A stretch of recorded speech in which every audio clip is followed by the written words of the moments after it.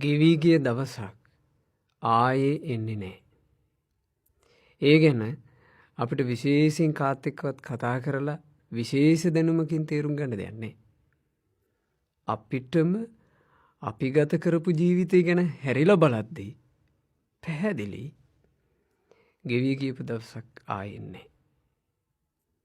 හැරිලා බලද්දි ජීවිතය ගැන හැම දවසක්ම මතක නැති වුණත් අපේ ජීවිතේ කොච්චර තියෙනවද විශේෂයෙන් මතක දවස්නේ. ඇතැම් සුන්දරව ගත කරපු දවස් සුන්දර මතක සටහන් විදිහට අපිට ඉතුරුයි. ඇතැම් අසුන්දරව ගත කරපු දවස් අසුන්දර මතක සටහනක් එක්ක අපිට ඉතිරි. හිනහා වෙවි ප්‍රීතියෙන් ගත කරපු දවස් ප්‍රීතිමත් දවස් විදිහට අපට මතකයි.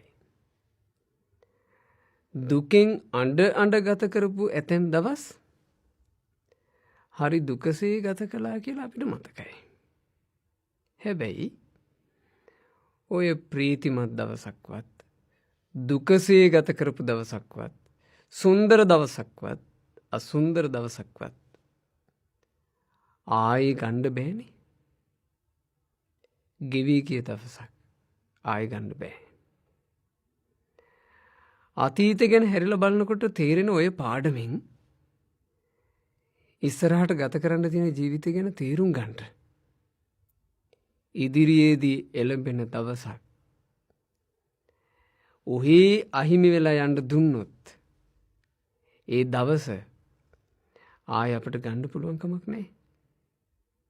අපි දන්නේ නැහැ ජීවත් වීම සම්බන්ධයෙන් ඉස්සරහට දවස් කීයද ඉතිරි වෙලා තියෙන්නේ කියලා.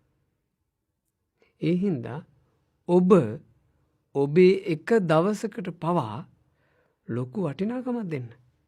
ඒ නිසා තමන්ට ඉදිරියට එළඹෙන දවස සම්බන්ධයෙන් අද දවසේ හොඳ සැලසුමකට ඒ දවස හදාගන්න. මං ඉදිරි දවසේ සුන්දර දේවල් කරනවා. ලස්සන දේවල් කරනවා. අද දවසේ මට වැරදිච්ච තැන් මං හෙට දවසේ හදා ගන්නවා.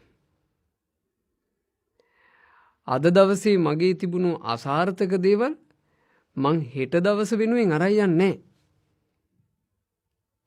ඔබට මේ එළඹෙන දවස ඔබ පුළුවන් තරම් සාර්ථක කරගන්න. මොකද මේ දවසත් ගෙවි යන එක අපිට නවත්තන්න බෑ. ගෙවි යන ඒ දවස සුන්දර දවසක් විදිහට ගෙවනවාද අසුන්දර විදිහට ගෙවනවාද සාර්ථක දවසක් විදිහට ගෙවනවාද අසාර්ථක දවසක් විදිහට ගෙවනවාද පින් කුසල් වැඩුණු දවසක් විදිහට ගෙවනවාද පින් කුසල් නොවැඩුණු තේරුමක් නැති දවසක් විදිහට ගෙවනවාද කියන තීරණය නම් අපිට හසුරුවන්න පුළුවන්.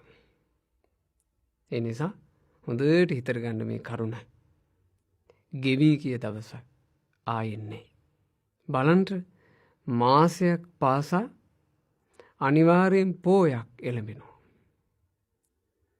ඒ එළඹෙන පෝය දවස ගෙවිලා යනවා.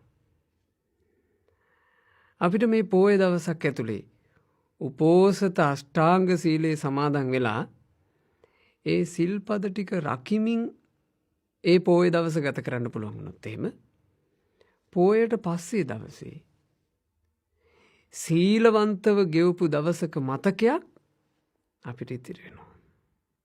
ඒක වටින්නේ නැද්ද ජීවිතේට?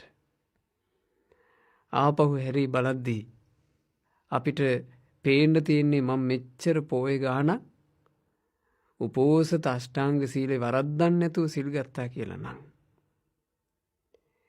ඒ සුන්දර උතුම් මතක ටික කාටද? තමන්ටනේ. ඒ නිසා ගෙවි ගිය දවසක් ආයේ එන්නේ. එළඹෙන දවස සුන්දර දවසක් බවට පත් කරගත යුත්තේ තමන් විසින්මයි. ඔබට එළඹෙන පෝයක් ගානේ උපෝසත සිල් සමාදන් වෙන්න. අනෙක් දවසුත් සීලවන්තව ගුණවන්තව සුන්දර දවස් විදිහට ගත කරන සාර්ථක මනුෂ්‍ය ජීවිතයක් ගොඩනගා ගන්න වාසනාව ලැබේවා. තෙරුවන් සරණයි.